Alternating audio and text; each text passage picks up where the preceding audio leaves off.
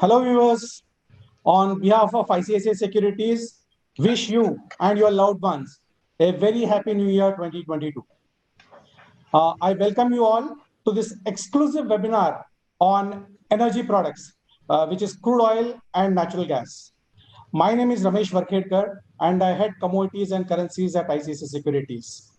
At ISEC, we believe in continuous education and knowledge dissemination by conducting these kind of webinars and by having experts like what we have today. We have Ms. Ruchi Shukla, Head Energy Products at MCX, which is Multi Commodity Exchange of India, which is the largest commodity exchange in India. Ruchi is an experienced fellow chartered accountant with 18 years of experience in financial markets across functions like policy research and product management. Ruchi has done her securities markets law and advanced business analytics from IIM Ahmedabad. Currently, she is spearheading energy markets and also interacts with regulators for the developments of these markets. Welcome, Ruchi.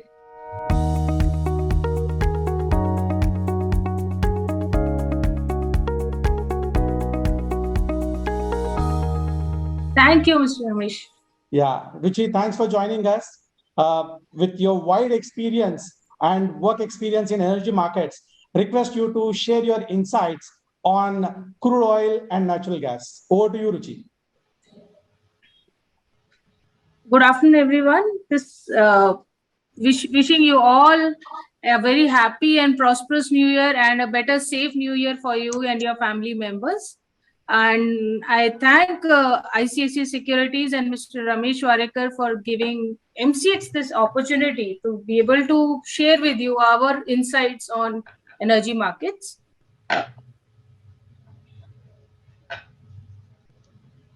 So, today I'm going to share with you the energy derivatives at MCX. To start off with, MCX is having 95% market share in the commodity derivative space. And on our platform, we have 4 different segments wherein precious metals, energy, base metals, and agri. And we also have index futures. Recently, we have launched index futures on energy also, wherein it comprises of crude oil and natural gas.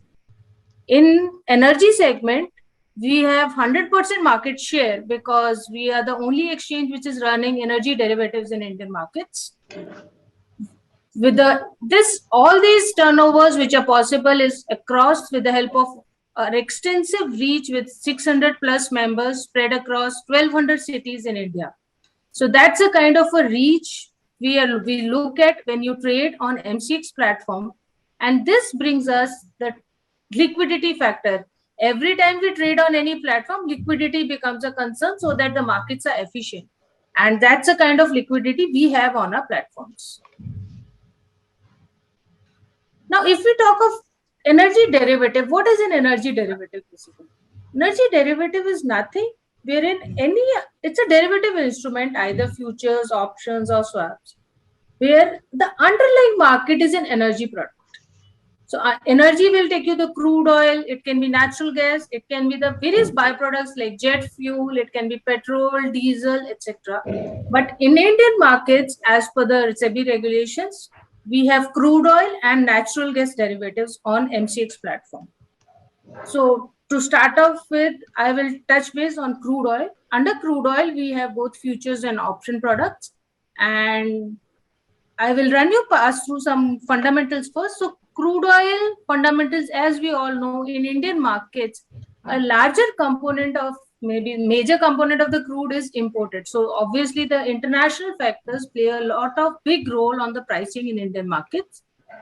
This is the kind of IEA brings out the global supply and demand. So as we all see, the demand prior to Omicron, what was being observed was Omicron will bring about a little change.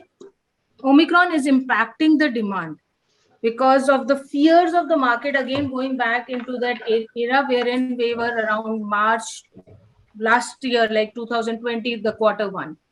Now, if you see the world oil production and consumption, yes, US, Saudi, and Russia and Canada are the leading producers, and they are also the leading exporters and Middle East. They are the leading exporters for the crude oil in the world.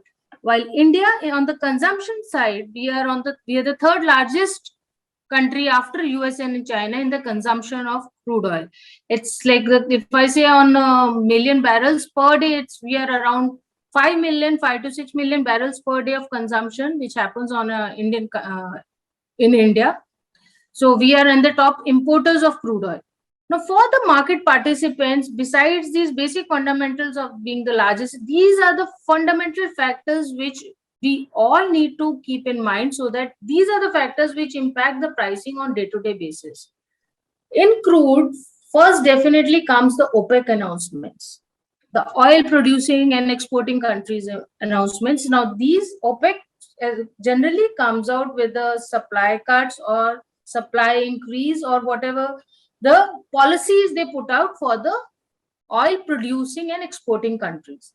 So when the crude oil went into negative in 2020, now OPEC took up the responsibility because OPEC cut down the supply, and gradually the crude oil market has stabilized, and from negative it's like we are running at $80 we are seeing right now.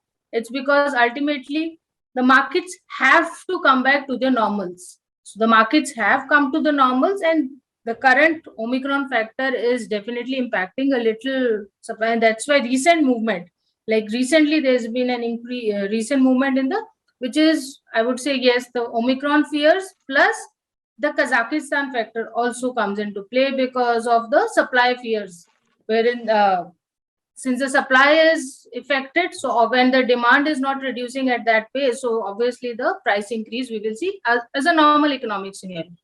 So it's OPEC announcements, then the global demand and supply, currency exchange rate, and generally it is for USD. So if a dollar appreciates or a dollar depreciates in terms of INR, that impacts our crude oil pricing in Indian markets. Then the government trade policies. These generally are, if I would not say the Indian policies, rather it will be the inter-country across the world, global policies. So the US, we all really saw the US and China trade war, which was a great impact, which had impact on the prices. Then we are now seeing US and Russia. So these all factors, whichever these impact, ultimately, not one, a combination of this impacts your pricing. Geopolitical events, yes. Earlier they were like, recently I will say how Iran, like European Union, so especially Germany and all have not reduced the sanctions on Iran. So what till quarter one we were expecting the supply from Iran will, if the supply from Iran comes in, it will really impact the prices, but the sanctions are not being put out, so the supply is again disrupted on that end. Weather variability, though weather variability is larger on winters, if we see it's going to be harsher winters, or if I say the hurricanes, like the major impact which came was of the Ida. When the Ida passed out, it was passing through the facilities, the oil shore facilities, it passed out, so it impacted the production on those. So, and then there are for our participants, this is an important factor, the crude and product inventory factors, which these come out on a weekly basis. So the participants in the energy markets do keep track of these so that they are able to track these. So there's an US rig count report which comes every Friday 10:30 p.m. IST time. Now, if that is a report which is tracked by the market, on basis of these market scenarios and trends, now we see how this market in this starting from Jan, how the crude oil prices have moved up and down. If I impact you, it's around in mid-July, the crude oil prices declined, then because the OPEC and OPEC plus, they boosted the supply. We all know in around July terms, we were seeing the markets, the logistics, the transportation, the airline companies were opening up. Tourist industry was getting picked up. Because of that, people who had been tied up in their homes because of the fear of COVID, they were moving around. So which increased the demand for the crude oil. And on the other hand, the OPEC also announced of a booster supply by around 4 lakh barrels per day from August onwards. So which then it impacted, then the prices fell. Then gradually the prices again declined because of the rising US dollar. I have put out this chart just to say that the previous factors which we discussed, these are all impacting the crude oil prices at some situation. So on the rising US dollar and the concerns, the new coronavirus related restrictions, which started only in China that time, but still it impacted the crude oil prices. Then we saw a rather built up of the pricing, and finally crude oil prices again we see a decline. This is around the start of January as we started talking about the new variant, yes, Omicron, which picked up from South Africa. People started and the prices really dropped down. So, but yes, with the in spite of this Omicron variant and the new, but this is Iran's nuclear talks got stalled, the crude oil prices saw a little rebound. So one factor impacting the other factor. So that's a kind of a price outlook, or I would rather not use the word outlook. I would say the price trends or the factors which affect the prices, which as a market participant we need to keep a track of to understand where the pricing is proposed to go or how and when we should invest in these markets. To talk of natural gas, the factors impacting crude oil and natural gas are not very variant, but the only another factor which comes into play in natural gas is weather. The weather plays a major role, in fact, in this, because especially in this winter season, everyday basis, the weather report coming out, whether it's a milder weather or it's a harsher weather, because in US and European markets, gas is used for heating purposes. Heating the homes, the residential use and the commercial use for heating is very high. So the demand supply gets impacted because of that a lot. So out of the various other variants, the global factors, the geopolitical events, or the inventory data which comes every week, the weather plays a very big role in the natural gas pricing in Indian markets. So if we see an overview of last 1 year, yes, it started from 200 rupees per MMBTU and gradually it picked up to and went as high as 473 per MMBTU. This was a 7-year on a high because the demand for US LNG exports increased a lot that time. What happened was the gas which is coming from Russian markets that were hit because Gazprom stopped the supply to European countries. The Nord Stream 2 got impacted, and there was a demand shift to US LNG exports. So the Henry Hub pricing went as high as to 473 rupees per MMBTU. And then again, the factors of on the milder weather, these weather conditions every day, day in and day out, we are seeing the movement in the natural gas prices. If I summarize all the kind of a volatility, yes, on an average, the volatility in 2021 has reduced per se 2020 because yes, 2020 was a very harsh year for the entire economy, the global economies as well, including Indian markets.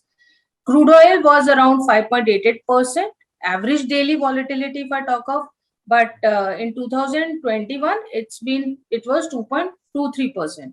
So, and in natural gas, the similar respectively, it's 4.22 and 3.55. So it's on a declining basis, but annualized volatility, I would rather say 2020 should be ignored for crude oil and natural gas, and average 5 years, if we say, it's like between 30 to 40%. That's a kind of annualized volatility. These are exceptional events because negative crude oil never went into negative over last 100 years. When in WTI went into negative, that's a 94%. So these figures really need to be ignored. Now, when I come to our contracts, now at MCX, we have a tie-up with the CME Group. So our contracts, the underlying crude oil futures contract is having an underlying as NYMEX crude oil contract. Now, for a derivative, the efficiency of any derivative, the derivative and the underlying market, there has to be a very high correlation. And that is what this chart is indicating. MCX crude oil contract with the NYMEX WTI crude oil contract, the correlation is 98%. The difference what you see is because of the variation of the USD INR. So that is a clear indicative. Even when it went into negative, This correlation was perfect, which is a clear indicator of how transparent and efficient contract is the MCX crude oil contract. Similarly, for natural gas price, what our underlying again is the NYMEX Henry Hub contract. So what trades in Indian markets on MCX, its underlying is the NYMEX Henry Hub, and we have a 99% correlation. Again, providing you the same comfort to the participants of the efficiency and the transparency maintained at MCX contracts. And this correlation gets built up also because the price mismatch is not there, because yes, these are highly liquid contracts also. So the price is not going heavier from the underlying, which again provides you the trust of the participants. I will take a few minutes on this slide. This is highlighting the contract specifications of, now if I say crude oil, on crude oil we have one lot is 100 barrels. Now on CME, one lot is 1000 barrels. Yes, Indian markets, it's kept as low because yes, the participation, it's build up, it's in the NAV market, like, so it needs to be built up. So it's at 100 barrels. Quotation is the same, rupees per barrel as a global now. Tick size is 1 rupee is the tick size. So the price movement per tick comes out to be 1 rupee into 100 barrels if I say. So it's 100 rupees. So per tick, it comes to be 100 rupees. Margining is, we have an initial margin. It is span-based margining. So it is minimum initial margin, it's 10% or span, whichever is higher. Currently, our margins are on crude oil is 20% plus one extreme loss margin of 1.25%. That's the current margins running on crude oil currently. So the contract value is, this contract value will obviously depend on the current. This has been taken as 5350 per barrel. So it's put out at 5,35,000. So if we say 10% margin is 53,500. That's a minimum or span. Now DDR, the settlement is, it's a cash settled product. And the final settlement happens on the NYMEX crude oil, the front month's, the close price of that day. So when our contract is, it is settling on the NYMEX price, and it's, our contract is a cash settled product over here. So there is no threat of delivery while you are participating on our contract. And that's made this very suitable. And yes, its delivery mechanism, we all understand, is a very complicated mechanism in Indian markets. The infrastructure is not so developed here. So, and right now it's a perfect for the participation by the retail participants as well. And on the other hand, if I talk of the crude or natural gas, one trading unit is, one lot is 1250 MMBTU. Price quotation, again, global norm, rupees per MMBTU. Tick size is because the contract size is small, so tick size we have kept as 10 paisa. So if we see the price movement per tick, which generally is what everybody observes, is, so 1250 into 10 paisa, it's 125 rupees. Now, margin again, it's a span based, it's 10% or span, whichever is higher. So generally, the natural gas margin has been ranging around 13 to 15% basis the span.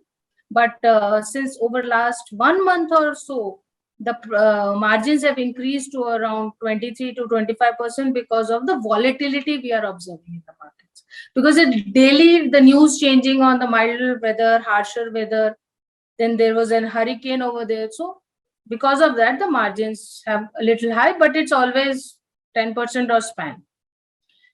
Contract value, now if I say taking a price of, example price of a 375 rupees per MMBTU, contract value, then it is calculated at, the margin is 10% of the contract value. Again, DDR, the final settlement, again, it's a cash settled product. Final settlement is on the NYMEX Henry Hub contract. So final settlement is linked to the NYMEX Henry Hub contract and cash settled product. And if it gets the rate over there, then we take the RBI USD INR reference rate. It's multiplied by that to finally come out at the pricing in rupees term to settle that contract. And daily mark to market is definitely there. Now, if we want to see for participation, yes, I want to see whether I will get stuck up in a contract anytime. No, we will not get stuck up in these contracts because these are highly liquid contracts right now. As I also said, 2020 is a year which we can really avoid that, and this impacted the crude oil has been the front running contract of the markets, not only in India, across India, but on MCX as well. So right now also it's the first and the second month, the liquidity is there. We had average daily turnover, if I say, it's around 4,000 crores, which is, so rather your entry and exit is not getting stuck up, and which also reduces your impact cost. So your impact cost comes out, if we say, it's 0.01%. So that's a kind of impact, least very little impact cost. We look into this, and transaction charges obviously are very less for participation in derivative markets. And just in fact, if I just touch upon options contracts have picked up also very well in parallel to the futures, and they are also doing very well, which is options in any ways is considered to be very cost effective product also. So that's also open for the participation by the people. Open interest is also a very good indicator of how well liquid the markets are. And if we see, we are going back to the peaks which MCX reached in 1920. We are returning back to those peaks in open interest terms. So it's a 242% increase today. So I have 24 lakh barrels open interest. So that's the kind. And what is the consumption? Like, if I just told you daily consumption is around 4 to 5, and now it's a little less also. It's ranging between 3.5 to 4.5 million barrels per day. But the amount of open interest and the turnover is in multiple times, which is happening on the derivatives platform, which gives the comfort. That's a comfort. The daily product consumption which is happening in India, it's 4 to 5 multiple times of the product is trading on the platform. On natural gas front, yes, 2021 was, because natural gas was not impacted with any negatives. 2021 was also a build-up year, and now it's like we have crossed the 5,000 mark. So it's 5,300 crores ADT, which we are looking at a 22% rise on year basis. Again, the build-up of open interest, yes, that is also very good in natural gas as well. This is in million MMBTU. So we have 19 million MMBTU of open interest build, 36% rise over on year basis from last year. So again, providing you that comfort of easy entry, easy exit, low impact cost. So with this, I would just say ki if crude oil and natural gas are the products wherein, yes, some sort of a fear may be there in the retail participants. Okay, ठीक है, मुझे bullion I want to trade, yes, I will trade gold, मुझे trade करना है.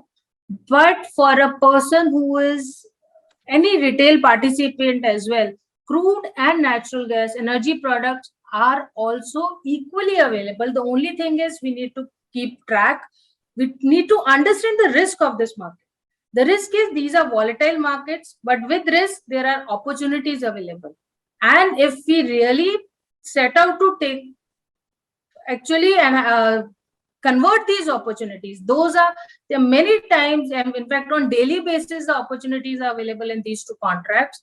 And if you maintain your risk levels, understand what's the kind of a risk you can take, and beyond that you are not going, you can really play very safe and at the same time make good profits in these markets as well. These markets, yeah. Yes. Thank you, sir. Thank you, Ruchi, for that presentation. I feel that it's very insightful for all our customers. I keep tracking the volumes and open interest on a daily basis. And crude oil and natural gas has been darling products for all the market participants, which also includes retail participants. And I've been seeing it's almost 40-45% of the volumes of crude and natural gas on MCX. Very liquid, nice open interest, right? Few things for our customers. One is we keep coming out with our research recommendations, and they're available on iClick to Gain, so one can go there and have a look. Ruchi also talked about the margins. It was 10%, then it went to 20%. And last 2 years, crude oil margins have been very, very volatile, like the prices itself. So one can go into that margin calculator on ICICI Direct and check real time as per the span, what is the margin requirement for crude and natural gas before they take the trade. So thanks, Ruchi, for sharing all these factors that investors or traders should look into before they trade into crude and natural gas. Thank you so very much. Thank you, sir. Yeah, we have our next presenter, and it's Arpit Channa. Arpit Channa is CSM, Commodities and Energy Trading at Refinitiv. Refinitiv is a London Stock Exchange Group company or business. And Arpit at Refinitiv works closely with all Indian major oil companies like Reliance Industries, IOCL, BPCL, ONGC, name all the big names. Arpit works with them as a part of Refinitiv Group in India. I have known Arpit for the last 6 to 7 years now. And Arpit, thank you so very much. Just on a call, you accepted to be here. And he's an expert in technical and fundamental analysis. And I believe he's one of the best in the industry. So thanks for joining us, Arpit. And as Ruchi can't talk about the view, so that's how we have you here who can talk about the view on the natural gas and crude oil. So what's next for the oil markets in 2022, Arpit? Because in pandemic, we have seen both crude and natural gas have been very, very volatile. We also saw the negative pricing in crude oil in April 2020, right? And so what's in store for 2022? Over to you. Yeah, thank you, Ramesh sir, for this wonderful collaborative opportunity which we are here for, and obviously working closely with the industry participants who are the actual buyer, or we can say the actual market movers for crude oil prices and natural gas prices. I mean, it's really helpful to understand what is their thought process and how they are, taking forward the things and looking over the market completely. So basically at Refinitiv, we have the entire Refinitiv commodities research team, which is a dedicated team full of 150 analysts across the three commodities assets. So usually they would come out with the near term and the in-depth analysis and the supply demand fundamental reports. So I've just tried to bring up those insights here. And like you asked about the timeline for the crude oil prices, I think it has been quite a good year for crude oil prices. Because looking over the yearly changes, the prices right now for crude oil at WTI is already 50% higher than the initial beginning price levels, which was around $50 per barrel in the beginning of 2021. So I mean, the prices are, around 50% higher, like I said, as compared to the last year. And obviously, since we see the global engines restarting up and, adjusting some of the COVID implications into the prices already. So I think it's a brighter side for the prices to look forward in the future. But of course, there has been a quite up and downs, and the volatility has always been a part of the crude oil prices. There was a dip of more than 5% and recent one, the 10% over this new variant of COVID. I think that's something which the market cannot completely ignore. So obviously there are certain opportunities, and I see that the prices could, possibly have a brighter future owing to the improving developments which are happening on the demand side, and also somewhere the supply imbalances which like OPEC have been reluctant in increasing the production, and obviously there has been certain nominal impact over the demands hampered due to this COVID. So I think it's overall mixed for the market right now, but still extended demand support should help the prices. Overall, I mean, the current scenarios, if we talk about recently this week, we saw that some of the more supplies from Russia is coming into the global crude supply chains, and OPEC is also somewhere looking forward to manage and cope up with the production losses or the difficulties which are happening in countries like Nigeria, Angola, and Libya in terms of ramping up the productions. So it's sort of a mixed sentiment which is there in the market, because market is also looking over the US inventory levels, which are somewhere showing a build up in the refined product sides. So that somewhere blocks the rebound in the demand, which obviously should be there in the market. So overall, I think it's gonna be a mix year wherein the crude oil prices could trade on a better note in the coming times. Okay. Arpit, can you also share your insights on the recent developments on the supply side? Yeah, definitely. I think this COVID has, brought us into the historic time frame scenarios where we used to, compare the times over post COVID and pre-COVID times. So obviously there has been increase in the global crude output. I mean the recoveries. I won't say the increase, because the crude oil prices or the total crude output in the world's largest producers are rising up to the post-pandemic high of around 68 million barrels per day in the month of October. So, which is still lower than the post-pandemic levels of 60.24 million barrels, which was seen in June 2020. Though still, I believe it's well below. I mean, it's still well below the pre-pandemic averages of Q1 2020, which somewhere was around 73.49 million. So that clearly shows that there is more of a potential for the supplies to come up. And like I've said, there has been OPEC members and the countries who are quite struggling with increasing down the production overall in that sense. If I talk about the global supplies added from the non-OPEC partners, output from the major non-OPEC producers like US, Canada, and Brazil, Mexico, Norway, and Qatar have been mostly above 26 million barrels per day since last November. So this, if we want to draw a comparative narration, you can obviously look upon the May-December 2020 averages, which were around 25.85. So that also brings up a positive hopes in terms of the global supplies, trying to rebound and coming up. I'm just putting up some charts here to, give you the holistic view in the sense like how the things have been moving on the supply side fundamentals, obviously with respect to the post-COVID and the pre-COVID scenarios.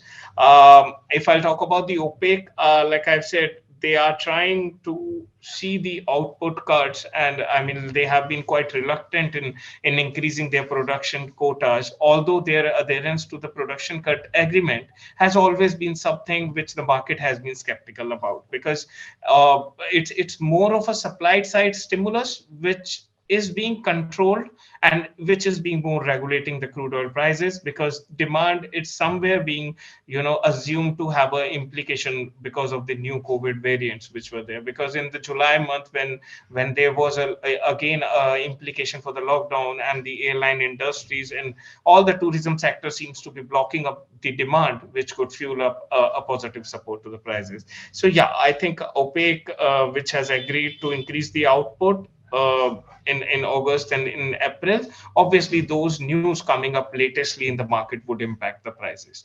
If I talk about non-OPEC countries, especially about US, I think Ruchi wonderfully explained what are the reasons, and I mean the data sets, important data sets coming from the US, such as rig counts and the inventory levels. Obviously, those are the indicators for the supply side. And overall, I believe like the output has been above 26 million barrels per day for 7 of these major non-OPEC producers in past 10 months since November. But still, I think under Q1 2022 average, it is around 29 point. It is still below that 29.03 million barrels per day. So I see like there could be further injections, and there could be certain highs which could be the markets are still expected to wait. It's currently around 26.52 million barrels per day by end of October, which, like I said, the average previously was more than 29 million barrels per day. So that still gives a scope of addition to the global supplies from non-OPEC. Although the recent hurricane season, which has dented, the demand and the production areas in UF Gulf of Mexico, that could somewhere also impact the prices. So I think that is majorly on the supply side. Like you can see, for LNG, for natural gas as well, since Russia blocked some of the energy feeds to natural gas feeds to Europe and the other parts, the focus shifted towards LNG. So it's always in the energy industry that we are looking for the transitions to happen. So here, like you can see, the US crude exports to Asia remains to be on a higher note and average it at all-time high of 5.56 million metric ton month this year. So this is like up till October, and obviously this Q4 is going to add up some values to it. But like I said, the factor of delayed and deferred cargoes due to hurricane in month of October arrivals, which could be somewhere lower. So gradually there are chances of the volatility in the prices owing to these recovering fundamentals which are there. So, Arpit, what are the current factors that are boosting the demand for crude oil?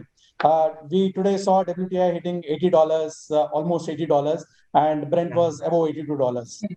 Yeah, I think so. There are a couple of, like 3-4 regions which have majorly supported the prices to trade above $80 per barrel over the past 1 or 2 months.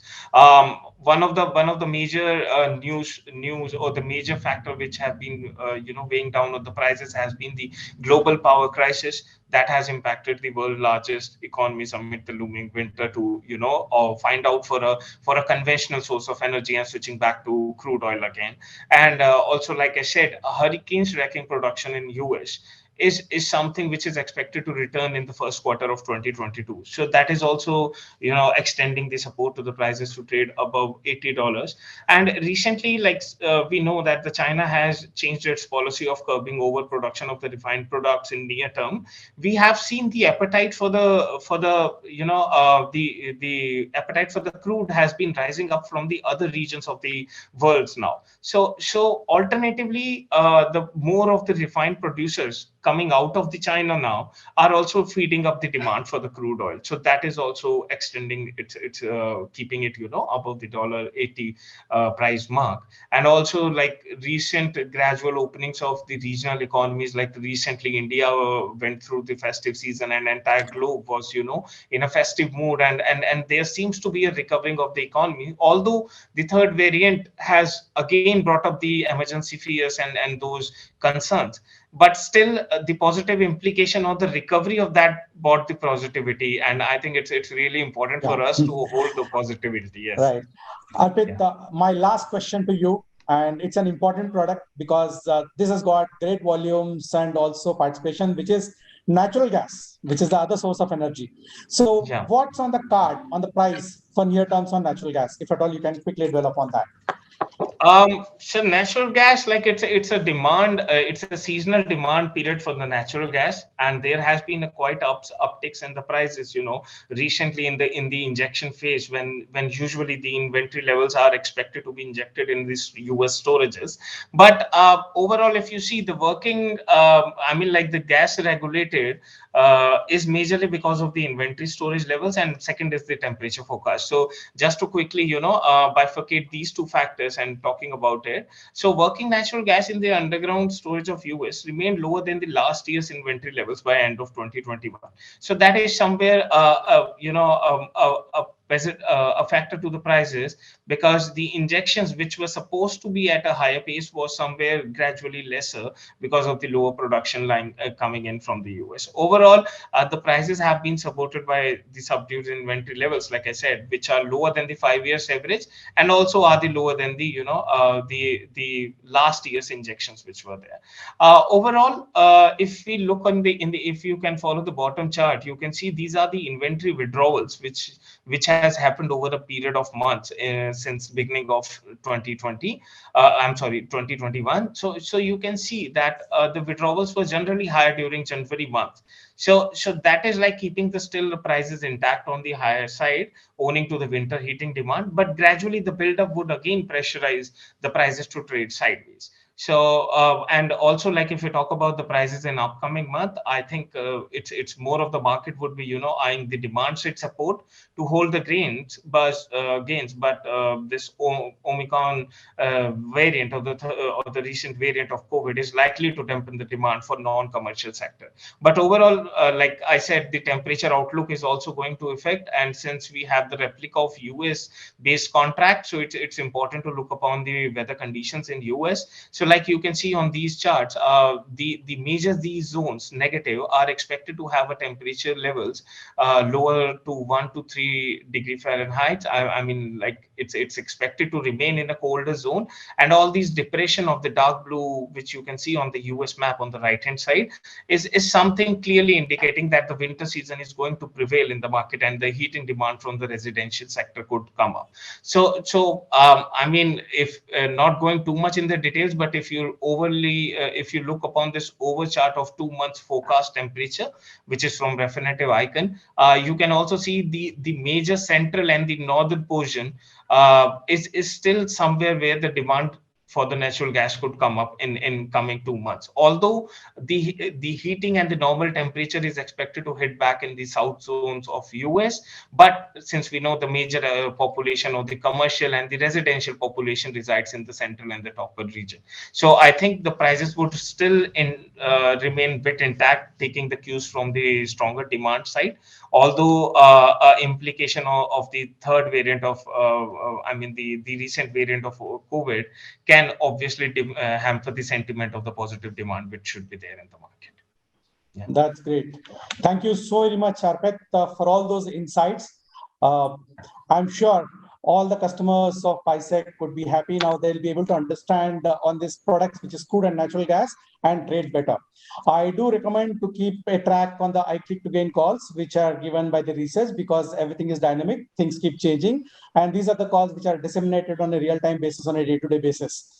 So thank you, Ruchi, for that presentation and insights on factors which impact crude and natural gas. Thanks, Sarpet, for those insights on crude and natural gas. A big thank you for all the viewers for joining this webinar. Be safe. Have a great year 2022. And we conclude this session. Thank you. Thank you. Thank you. Wishing everyone Happy New Year. Investments in securities market are subject to market risks. Read all related documents carefully before investing. Subscribe to our YouTube channel and click on the bell icon to never miss an update from ICICI Direct.